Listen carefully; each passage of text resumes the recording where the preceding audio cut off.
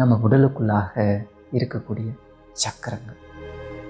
இந்த ஒவ்வொரு ஆதாரங்களும் ஒவ்வொரு விதமான விஷயங்களை செய்துட்டுருக்கு. அந்த ஆற்றல் என்ன தெரியுமா செய்யுது? எனக்குள்ளாக சில குணாதிசயங்களை மாற்றுது. கவலை, கோபம், இப்படி பலவிதமாக நம்ம சொல்லிகிட்ருக்கோம் இல்லையா? அந்த மாதிரி விஷயங்கள் எல்லாம் ஏற்பட்டுருக்கு. இது இயற்கை.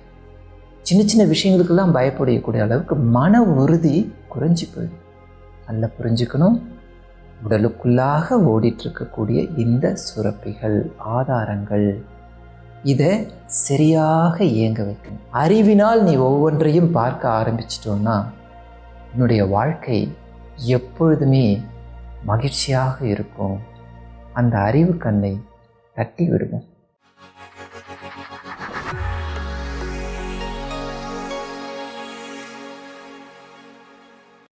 அலைந்து கொண்டிருப்பது மனம். நிலையாக இருப்பது யாரு? அதுவும் அதே மனம்தான். வெளியில அலைஞ்சிட்டு இருக்கு, உள்ள அலையாம இருக்கு. அது சத்தம் இல்லாம அடங்கி இருக்கக்கூடியது. சப்கான்ஷியஸ் மைண்ட் அப்படின்னு சொல்லுவோம்.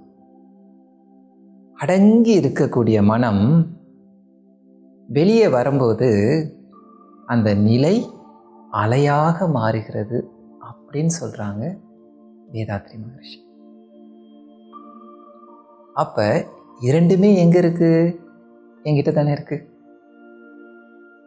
அப்ப எனக்கு இது வேணுமா, அது வேணுமா? ரெண்டுமே வேணும். கொஞ்ச நேரம் அலையலாம், அப்படி இப்படின்ட்டு அலைஞ்சு வரலாம். ஏன்னா நம்ம நிறைய சூழ்நிலைகளில் மாறிக்கிட்டே இருக்கோம், நிறைய நபர்களோட பழகிக்கிட்டு இருக்கோம். அப்போ கொஞ்சம் அப்படி இப்படின்ட்டு அலைய தான் செய்யும். ஆனால் என்ன சொல்கிறாங்க அப்படின்னு சொன்னோன்னா, அந்த நிலையாக இருக்குது இல்லையா, அமைதியாக இருக்குது இல்லையா, அதை எப்பொழுதுமே ஒரு பக்கம் அப்படியே ஒரு பிடிமானம் வச்சுக்கிட்டோம்னா அது நமக்கு எப்பொழுதுமே உதவியாக இருந்துகிட்ருக்கும். எப்போ இந்த மனம் அலையுது பாருங்கள், அந்த நேரத்தில். அப்போ நிலையும் உண்டு, அலையும் உண்டு. இதுக்கு என்ன செய்யலாம் தெரியுமா? நம்ம உடலுக்குள்ளாக இருக்கக்கூடிய சக்கரங்கள், எனர்ஜி சென்டர்ஸ் அப்படின்னு சொல்லுவோம்,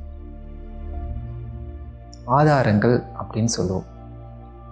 விஞ்ஞானத்தில் எடுத்துக்கிட்டோன்னா எண்டோக்ரைன் கிளாண்ட்ஸ் அப்படின்னு சொல்லுவாங்க. ஸோ டிஃப்ரெண்ட் எனர்ஜி சென்டர்ஸ், பேர் எப்படி வேணாலும் இருக்கட்டும். இந்த ஒவ்வொரு ஆதாரங்களும் ஒவ்வொரு விதமான விஷயங்களை செய்துட்டுருக்கு. அங்கேருந்து ஒரு விதமான சுரப்பிகள் அப்படின்னு சொல்லுவாங்க. அதுக்கு அந்த கிளாண்ட்ஸ் என்ன செய்யுதுன்னா, அந்த சுரப்பிகள் அதுக்குள்ளார இருந்து சில விதமான திரவங்களை சுரக்குது. அந்த திரவங்கள் சுரக்கும் பொழுது அது ஒரு கெமிக்கல் ரியாக்ஷன்ஸ் அப்படிங்கிற ஒரு விஷயத்தை செய்யுது.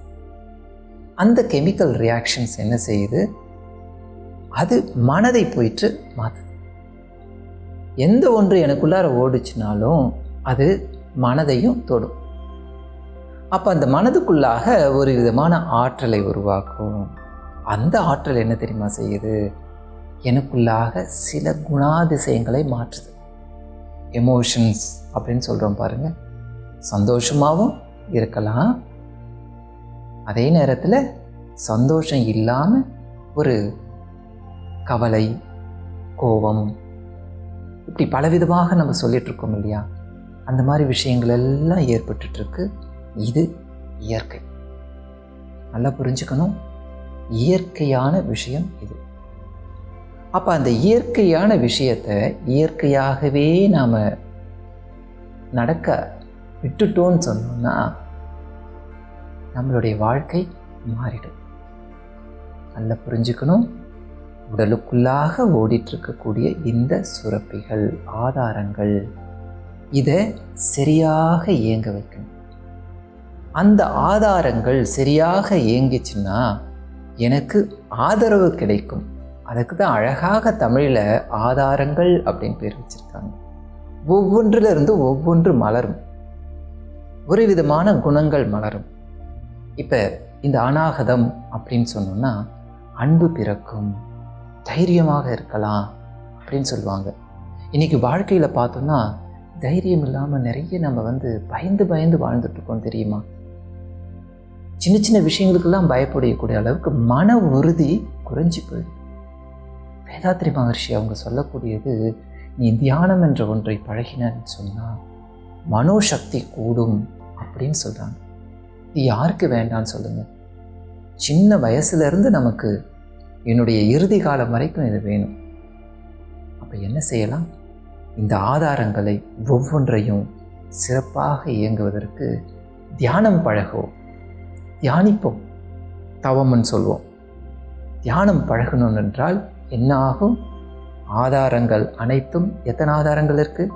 நிறைய இருக்குது. 6 ஆதாரங்கள் முக்கியமான ஒன்று. அதில் இந்த ஆக்கினை சக்கரம் அப்படிங்கிறது இருக்குது பாருங்கள்.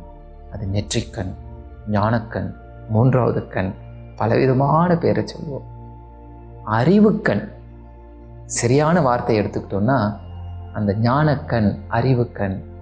அறிவினால் நீ ஒவ்வொன்றையும் பார்க்க ஆரம்பிச்சிட்டோன்னா உன்னுடைய வாழ்க்கை எப்பொழுதுமே மகிழ்ச்சியாக இருக்கும்.